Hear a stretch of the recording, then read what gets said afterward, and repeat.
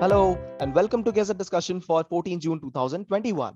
My name is Harsh Singh and today we have brought many interesting articles in the Gazette today. The featured news is on climate change and global food production. Here we talk about the mutual impact, how they reinforce and influence each other. We also bring to you a novel concept of safe climate space. This day in history is about the initiation of World Blood Donor Day. New snapshots. The two articles that we have covered here are India touching $600 billion of forex reserves and the plastic hackathon challenge in India. Image of the day is on the floating ambulance in Dal Lake in Jammu and Kashmir. Terms and concepts, very important for today. We have covered small island developing states, a part of the United Nations, and the challenges that they're going through. Submission on agricultural mechanization scheme, resolution 75 260 relating to AIDS management and control, and then Koraput turmeric in news for a specific reason. The three interesting editorials we have chosen for today are: one, on cyber resilience and the attacks on civilian infrastructure, not military, civilian infrastructure. Second, the pandemic, how it has panned out for the rural India and what is the role of capitalism in it. And third is on nutrition challenge and how the Poshan 2 Abhiyan is helping overcome the nutrition issue. The case study is on interesting person Jadav Payang, who is also called as the forest man of India. Let's start. The featured news for today and an important article is on climate change and global food production. Now, climate change is an accepted reality and food production is necessity for us. And therefore, a study was published in the journal One Earth. It spoke about how climate change has influenced global food production and how global food production also impacts climate change. And hence, this article becomes very important for people preparing for UPSC exam. We will discuss important concepts of safe climatic space and climate smart agriculture, very important terms, right? And in this article, we will also understand more about agriculture and economy, right? Now, the important finding of this report is that more than 1/3 of food production will get into a zone where it will no more be safe, right? It will fall out of safe climatic space if the climate change goes out of control, right? So what is safe climate space?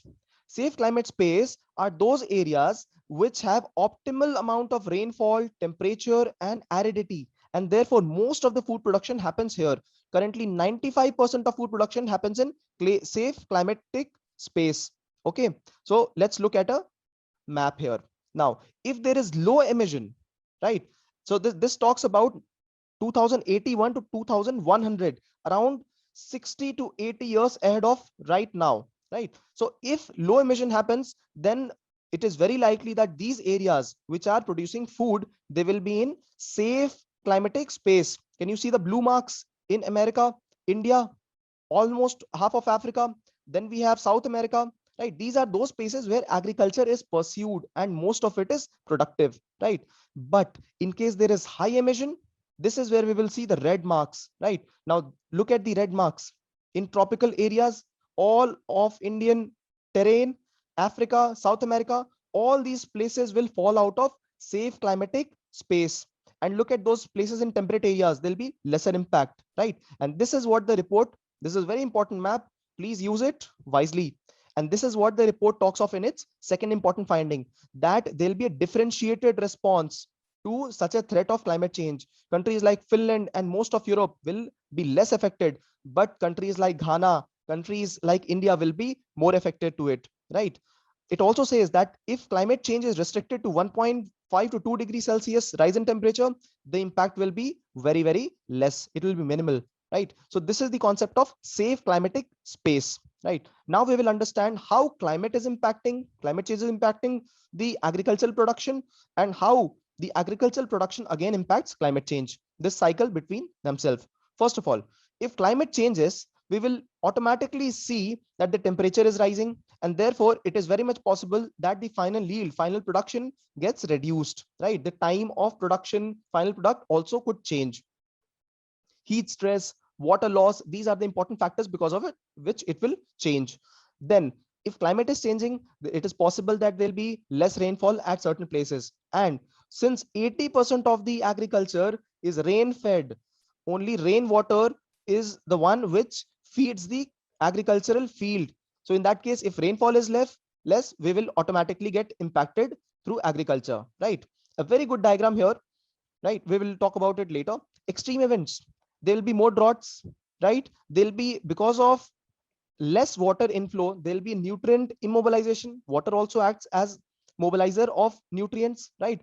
There'll be salt accumulation. We discussed this in previous important feature articles, right? So now we also understood that there'll be increase in extreme events impacting climate, heavy rainfall, flood, right? There will be more pest attacks. We also discussed this in the previous articles, featured article, that locust attacks will increase because of global warming, rise in sea surface temperature, and the winds blowing will bring locusts from East African region to sub-Saharan, to the Middle East area, and then India and Pakistan region. So this is how pest attacks will also increase. And because sea level will rise, it will also inundate. Inundate means cover, right? It will cover the agricultural tracts in the coastal areas. It will also make the water there saline, the water and the soil as well saline. So see the impacts this climate change is causing on agriculture, right? Now this diagram also summarizes the same. The biodiversity gets reduced at places, fertile lands get inside water, inundation, that is the word. Marine life, it will get impacted, right? Because of climate change, because of increased carbon or decrease in oxygen presence, right? This is one of the important factors. Disasters will increase. Growing season will start to change accordingly. There'll be increased pest attacks, and there'll be unpredictable farming. We don't know when it is going to rain, right? We will have changes in the productivity of the capacity of the farm. So now this diagram summarizes all of it. So please note down this diagram. Now, we must also know that climate is impacting food production, but food production is also impacting climate. See, this is an important factor. How is it impacting? Let's see. First of all, during food production, there is also a release of greenhouse gases, right? For example, animals, they graze, right? There are paddy cultivation that also releases methane, right? So the flooding of paddy field releases methane. Now there are various oxides of nitrogen, they are emitted from the soil. It is a natural process. So the global warming gets increased because of higher agricultural production. This is one very simple thing. The second one is that the use of intensive agricultural products. For example, if we use fertilizers, if we use chemicals, these are all manufactured, right? Now, if they are manufactured in industries, the manufacturing also releases greenhouse gases. Very simple, right? We go through process of deforestation, right? Topsoil is removed, right? So what happens through these processes? If topsoil is removed, the biodiversity will be less, right? There will be less trees. If trees are less, it will definitely impact the climate, local climate. There'll be less rainfall in that area. There'll be less water recharge in the area, right? So these are things you can link to each other, right? Agriculture and climate, they are mutually reinforcing in both the ways. So what can be done? What can be done? What we can do is practice climate smart agriculture. What a beautiful word, climate smart agriculture, right? So some examples of climate smart agriculture we have mentioned here. For example, first is that we must grow a resilient variety of crops, right? High yielding varieties, resilient to the climate of that particular area. Why grow paddy in northern Indian state where it is naturally not resilient, where it needs more water? Why not grow dry crop in those areas, right? So this is one example. Second one is using inoculators, right? Now biofertilizers. Now if we have, for example, if we have rhizobium, it fixes nitrogen in the roots of the legumes of these of certain variety of plants that we grow, right? So if we use these kind of organisms, right, there's a mutual symbiotic relationship, and therefore the organism also grows and it also fixes important nutrients. This helps us use less of fertilizers, less of manures from outside. So for following organic farming practices, right, this is another beautiful way of reducing impact of agriculture on climate, right? So this is another way, right? If we use techniques where we use mixed cropping, right? So this also helps in increasing durability of crops. There'll be reduced pest attacks, right? Now, land management. If we manage the land of this area well, if we ensure that grazing is only optimal, right? If we ensure that the grazing is not rampant, for example, sometime one field is used for grazing and after a month, the other field is used. This way, both the fields can restore their surfacial grass, right? So there'll be less topsoil erosion. If these practices are done, it will help in restoration of the land. It will help combat desertification in the mid and long run. Very important, right? More carbon dioxide will be fixed if these practices are followed, right? So planning agroforestry and perennial crops, these are very, very good, important measures. They will fetch you optimal marks, best marks possible if you write these important keywords, right? Technological interventions, right? So all these practices that we are doing, these are wisdomful ways. However, can we also use technology? Yes, we can use technology. We can zone the ecological spaces, right? So where we don't need to grow paddy, we won't grow paddy. We will grow jawar there. We will grow bajra there because they are dry land crops, right? Where we need to grow wheat, we'll grow wheat there. And the place which is meant for horticulture will be utilized optimally for only horticulture, not for other crops, right? So this is called as agroecological zoning, right? Zoning of agricultural spaces according to the climate and other ecological requirements, right? Remote sensing, we can use satellites to understand the space, and because of this we can understand, we can also predict what is going to happen in that particular area, the changes in the climate, if there's vulnerability of any disaster, and hence we can manage our climate and agriculture, right? So these are important ways. We have to connect to the farmers. We have to also let them be aware of how they can, increase their productivity through good practices, and thus climate change also will get avoided, right? So we understood in this article that these two parameters of climate change and food production affecting human health, human environment, they are both very strongly correlated. So let's see an important, very good diagram here. This is about, see, on the y-axis we have food production, and on x-axis we have climate change, right? So there are three important variables here. One is food production. Food production and population needs, it is rising with time, all right. The second one is agricultural induced climate change, right? So this is that line. And the third one is the maximum food production, right? So let me show you what is happening here. When the climate change increases, does the food production decrease or increase? When the climate change increases, food production decreases. So this is what is happening. If there is more climate change, food production is decreasing. On the other hand, when there is more climate change, will we need more food for humans? We will need more food, right? And when climate change is happening, do we see the agriculture induced climate change happening or not? Yes. So when climate change is happening, food requirement increases, food production decreases, right? So these are the important variables. And when all these three variables meet in a certain space, that is the safe space. Today we are here, we need to enter here. However, based on the current trends, we will not enter safe space. And that is why we need to enter the space, right? How can we do that?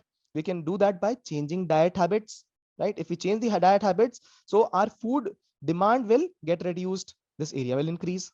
Simple, no? Now, similarly, reducing agricultural greenhouse gas emissions. So if we change agricultural practices, so this area will increase, right? This area will increase. So we can increase the safe space for climate practices, agriculture practices. So this is how this beautiful diagram can be utilized, right? You will fetch full marks if you use such kind of diagrams, and so with this one. Now, let's quickly revise what we just studied about climate smart agriculture and safe climate space. Now, this is an important fact. Please note this: 1/3 of production will get into out of safe climate space, right? Okay. The second one is about the impact is differentiated, right? I showed that to you on the map, right? Now, impacts of climate change on food production, direct impacts are mean climate will change. And then we have irrigation needs, which will change. This diagram can be immediately drawn, right? This will be summarizing everything that is present in this part of the article. Extreme events will increase, droughts, pest attack, mean sea level temperature. So these are important pointers you can write down. These are locust is an example, salinization of water is an example. How can agriculture impact climate change? In this heading, you can write down greenhouse gases, right? Intensive agriculture, examples are grazing, examples are deforestation, topsoil, right? And how do we help this situation? By following climate smart agriculture. So write down this keyword, climate smart agriculture, and some components of it. For example, resilient varieties. Second one, use of biotech inputs like bioinoculators and biofertilizers, example rhizobium, right? Then we have durability of crops. How can it be practiced? By mixed cropping, combating desertification, right? So this is important again, and technological interventions, right? So these are some keywords you can write down in this answer. This day in history is the World Blood Donor Day. This day recognizes the contributions made by voluntary unpaid blood donors in the life of the people who need blood. And this day is also the birthday of Karl Landsteiner. He was the man who was considered as founder of modern blood transfusion, right? So blood donation is an important activity. One must participate in it. This is celebrated by WHO, World Health Organization. New snapshot. The first snapshot is on increase in India's foreign exchange reserves, forex, foreign exchange reserves. Now India has crossed 600 billion mark of the foreign reserves for the first time. Reserve Bank of India is the one which is the keeper of these foreign exchanges, right? It helps ensure that India has a decent amount of a currency, a foreign asset currency, which can be used in times of urgent needs, right? Now, the RBI also ensures that this currency is used to balance the trade, the external trade, right? So whenever our currency is depreciating, right, then is when RBI intervenes. The other way is RBI also intervenes during times when there is requirement of the foreign currency to be stored or to be put back in the market, right? Okay. The article also updates about the gold reserves, which have declined a little, and India's reserve position, right, which has also dropped a little. Now, India has a lot of money. All countries keep a lot of money in reserves. So does India. But India cannot keep all the money in a particular form. For example, gold, example, rupees. Rupees is Indian currency itself. So reserves have to be kept in other credible currencies. For example, gold. For example, SDR, right? SDR, special drawing rights. It's a currency by IMF where five major currencies are mixed and all countries can take this SDR. So this is a credible reserve, and this is what we are talking of. So this currency has dollar, pound, right? Then it has euro, yen, and yuan. These five currencies in various proportions. So this is what is SDR, right? So why is there an increase in this $600 billion of reserves? Why is it so? One of the important factors is India being an emerging market, one of the most successful emerging markets. There is an increased amount of global investments in the country. Foreign direct investment and portfolio investment means certain sectors are getting a huge investment from around the world, and that is why there is an increased inflow of dollars in the country. Now, the article also shows that the five important countries are China, Japan, Switzerland, Russia, and India, which have the highest amount of foreign exchange reserves. China at $3,222 billion, and then India at $605 billion, right? Look at the way India's reserves have expanded in the last 30 years. Brilliant work. Now, what are foreign exchange reserves? So these are external assets, right? These are external assets. These are not internal ones. Rupee, those things are, these are what our internal assets are. Now, if we have dollars, this is what is an external asset, right? So these are external assets which can be used for direct financing during external imbalances, right? And then we have gold, special drawing rights. As I mentioned, these are other forms of external assets that we have. What does RBI do? RBI dynamically, it contributes to increasing the supply of rupees or dollars in the market depending on the situation. So it is the custodian and manager of such reserves, right? During the times of need, it will release dollars, right, for payments. During the time when dollar inflow is more to India, it will absorb it. So this is what RBI does, right? This is what is mentioned here. The second snapshot is India's Plastic Challenge Hackathon 2021. Hackathon, the use of technology and other organizations combining together to find a solution to a problem. This is where hackathon comes into play for plastic removal from India, right? What kind of plastics are we trying to remove? The single-use plastic. Single-use plastic items are those items which are used only once and then we throw them. For example, grocery bags, the polythene bags, food packaging material, the packaging material in general, straw, with the help of which we drink our soft drinks, right? Cups, plastic cups, cutlery, etc. Right? This is what United Nations has also accepted, that there is a lot of production of these items, and therefore India has come together. It has brought together startups and students to present solutions to these problems. Right? Rightly mentioned in this diagram. Have a look. 36% of the material is the single-use packaging material in the plastic production. Right? Then we have electronics 4%, building construction 16%, and textile 14%. Right? So the most of the plastic that we use is that is for packaging is single-use plastic, because we package and then we throw it later. 36%, that was in 2015. It has only increased with time, because we see Amazon deliveries, Flipkart deliveries, they're all packaged in plastics, right? And hence more wastage. So what are the repercussions of plastic use? Have a look. Decomposition gets delayed. Thousands of years it takes for decomposition of plastics, right? There are a lot of natural disasters which are directly happening because of plastic. Why? Because plastic chokes waterways. It chokes a lot of manholes, and therefore more floods. For example, Mumbai, in Bangladesh, Chennai, etc. Right? We need plastic waste management in these urban areas. Then plastic has an important material called as styrofoam, and this is a carcinogenic material, right? It impacts a lot of systems in the body: nervous, reproductive, respiratory, all the organs, right? And therefore plastic must be eliminated from our human life cycle. It releases toxic gases if we burn it during production. And then plastic is the place where a lot of organisms, for example vector borne diseases, they are born. Malaria is born in accumulated water on the plastic, right? And therefore the government introduced plastic waste management rules in 2016. It spoke about management of plastic, reduction and management, collection, segregation, processing, treatment of the plastic. Then later, extended producer responsibility was also introduced, where the producers of plastic, for example, if it is a shampoo sachet, then this organization will have to ensure, for example, Hindustan Unilever Limited, if it is introducing Sunsilk, Clinic Plus, it has to ensure that these plastic sachets, they are collected after disposal. Otherwise, they will be fined. So this is the extended producer responsibility. Please note this. This is very important, right? And now some more rules have been formulated. For example, increase in the minimum size of the polythenes that we use for minimum for single use. For example, we use polythenes at various places for grocery shopping, and we get these polythene, the size will be increased, because if increased size is there, then its recycling becomes easier, right? And therefore the rules also mention that there must be a stoppage, complete stoppage in the single-use plastic by 2022, right? The Prime Minister also announced this.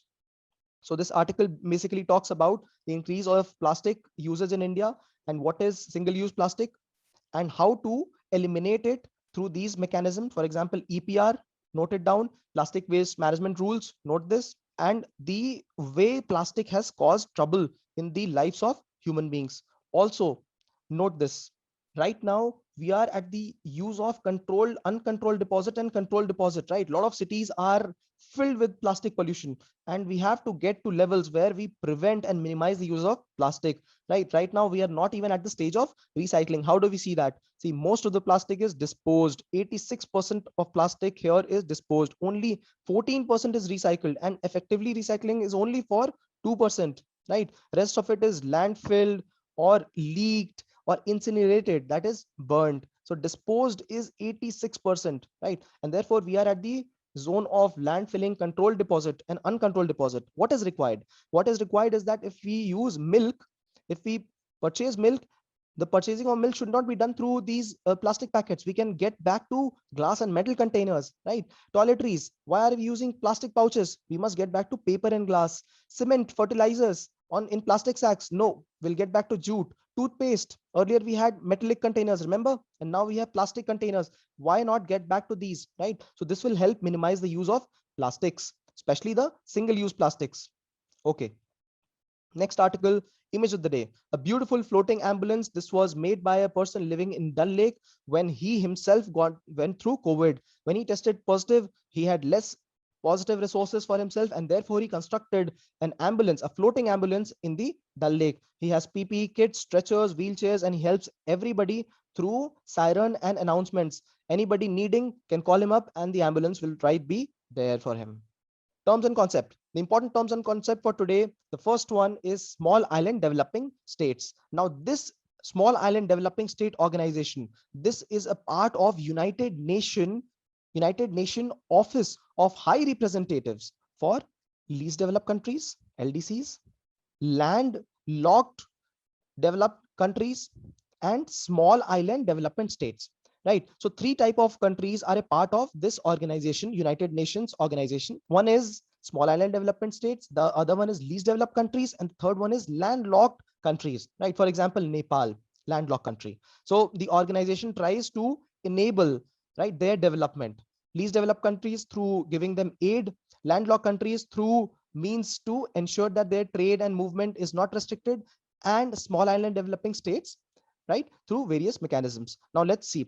Most of these countries, small island development states, they're in news because they have faced thrice as much fall in GDP because of COVID, because most of these islands were for tourism, and tourism has completely stopped in these places, right? The most common factor in these islands is that they have small population. They are remotely located, right? Islands in Pacific Ocean, Atlantic Ocean, Indian Ocean, these are the important places where these islands are located, and they are very remote, right? So there is less mechanism for transportation, right? They are vulnerable to disasters, more vulnerable to economic shocks like this, because they are completely dependent on tourism, right? And therefore their ecosystems are very vulnerable. That is why they are in news, right? They have around 1% of global population, and yet they are very significant, right?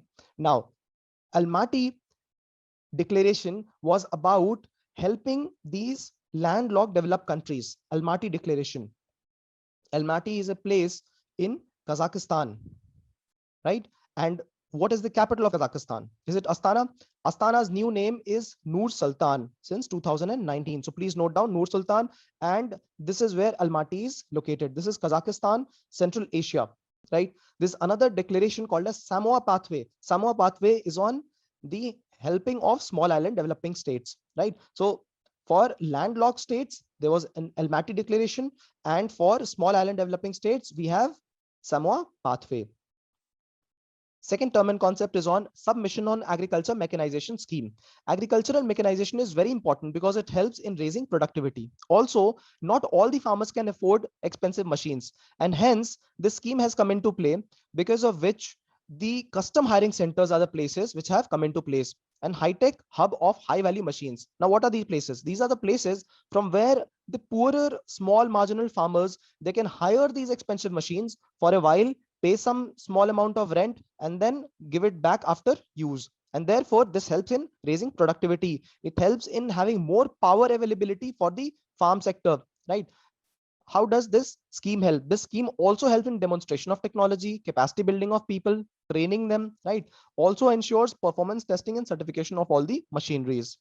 The third snapshot is on Resolution 75/260 of United Nations General Assembly. This is on prevention of HIV/AIDS. Our minister spoke there about the way India is tackling AIDS. He spoke about reduction in mother to child transmission, and the legal framework and free treatment meted out along with national NACO, National AIDS Controls Program, right? The next term and concept is on Koraput turmeric. Why is it in news? It is in news because this particular type of turmeric is now giving more remuneration to the farmer because it has more amount of curcumin. Now, this is the element which contains medicinal value, and it is very relevant during the times of COVID, and therefore the farmers are getting more remuneration for it, right? The Odisha's Kandhamal district was also popular because it grows organic turmeric, and it was given the GI tag. Although this turmeric was very popular, however, during COVID times, because of supply chain issues, the farmers did not receive adequate remuneration. But now the turmeric being grown here is the Koraput turmeric, and it is very popular, remunerative as well. Editorials of the day. The first editorial is on cyber resilience. There is an increased amount of threat, vulnerability at the civilian infrastructure and not the military infrastructure these days. There are two types of attacks happening. One is ransomware, and the other one is phishing. Ransomware relates to taking the seize of the complete database of the organization and asking for money in return. And phishing is a way by which a lot of malicious softwares or updates are sent and we have to register on them. Thus we pass our important details like password, email address, and this is how phishing happens, right? These are affecting the important infrastructure, data infrastructure in the country. For example, health infrastructure, health information infrastructure, and this is what one must protect. The article also talks about something called as zero day. Now zero day is is a type of software which finds faults, which finds vulnerabilities, right? Because of which the important critical infrastructure can be stopped. So zero days, very important, important keyword, right? It also speaks of United States, Saudi Arabia, where important energy and civilian infrastructure were affected because of these ransomware attacks, right? The article says that in the modern world, data is at three levels. For example, data is at rest, the time when it is getting created. Data is in motion, when the data get exchange happens, and data in use, right? So these are the three places where data attacks can happen. And during times of mobility of humans, of data, during times of cloud computing, there is an increased vulnerability because storage of data is at some other place, and therefore we need to build zero trust based solutions, right? Data, wherever it is traveling, it should trust zero at the place where it is traveling or the device in which it is getting stored. So this is what the article is about. The second editorial is on the pandemic and how it has impacted the migrant workers, the rural population. There is Gram Swaraj being talked by politicians. However, it is not happening. Prime Minister Garib Kalyan Yojana, Anna Yojana was initiated. However, are people still staying back at their rural places? No. Trains have started to flow in with a huge amount of population to urban areas back. But are there jobs? Is there employment available in urban areas? They are yet not initiated. And what will happen to the people again? They will again be exploited in the urban spaces, right? The World Bank says that more than 100 million people have gone into extreme poverty.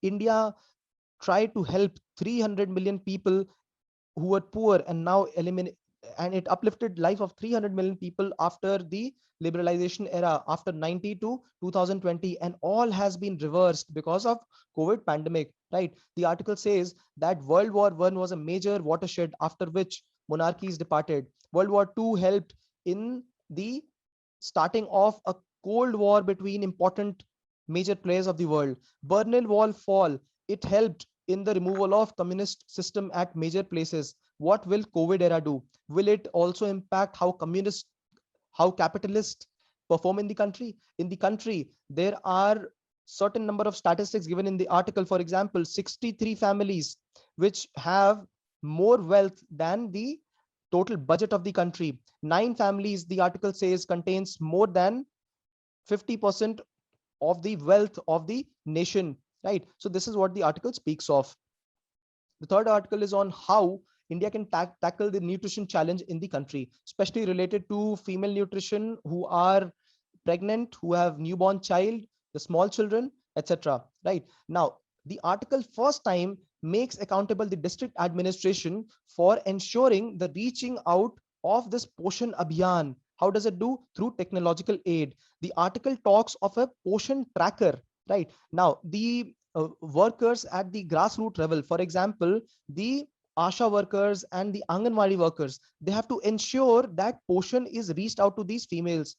The case study of the day is on an interesting man, Jadav Payang. Who is he? He is a man from Majuli Islands in Assam. And what has he done?